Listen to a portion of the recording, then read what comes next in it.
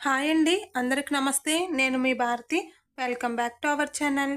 ఇవాళ వీడియో వచ్చేసి రాగి దోశ అండి. ఇన్స్టంట్గా వేసుకోవచ్చు, చాలా బాగుంటుంది. ఒకసారి ట్రై చేయండి. అలాగే చాలా హెల్తీగా కూడా ఉంటుందండి. పిల్లలకైనా పెద్దలకైనా ఎవరికైనా కూడాను ఈజీగా వచ్చేస్తుంది. అప్పటికప్పుడు వేసుకోవచ్చు. ప్రాసెస్ ఎలాగా చూసేద్దాం. ఏదైనా ఒక బౌల్లోకి 1 కప్పు వరకు రాగి పిండి అయితే తీసుకోండి. ఇందులోకి 2 స్పూన్ల బియ్యం పిండి అయితే తీసుకోండి. అలాగే 1/2 స్పూన్ వరకు జీలకర్ర, రుచికి సరిపడా సాల్ట్, ఈ 3 ఒకసారి బాగా మిక్స్ చేసుకుందాము. ఆ తర్వాత కొంచెంగా వాటర్ పోసుకుంటూ విస్కర్ సాయంతో బాగా పతలాగా అయితే కలుపుకోవాలండి. దోశ బ్యాటర్ లాగా కాదు, ఇంకా పలుచగా కలుపుకోవాలి.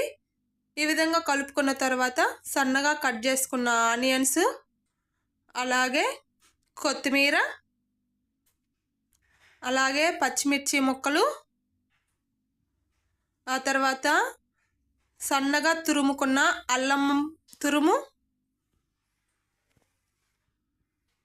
ఆ తర్వాత కరివేపాకు వేసి వీటన్నిటిని ఒకసారి బాగా మిక్స్ చేసుకోవాలి. ఇక్కడ ఎంత బాగా మిక్స్ చేసుకున్నారంటే దోశ అంత బాగా వస్తుందండి. టేస్ట్ కూడా చాలా బాగుంటుంది. ఒకసారి ఖచ్చితంగా ట్రై చేయండి.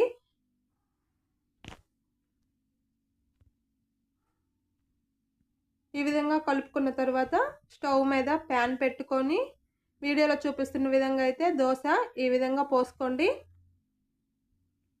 పిండి అయితే పలుచగా ఉండాలండి, అప్పుడే దోశ వచ్చేసి బాగా వస్తుంది.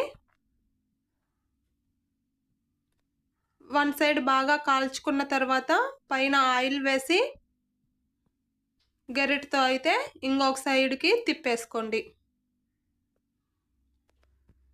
2 సైడ్లు బాగా కాల్చుకున్న తర్వాత ప్లేట్లోకి అయితే తీసేసుకోండి.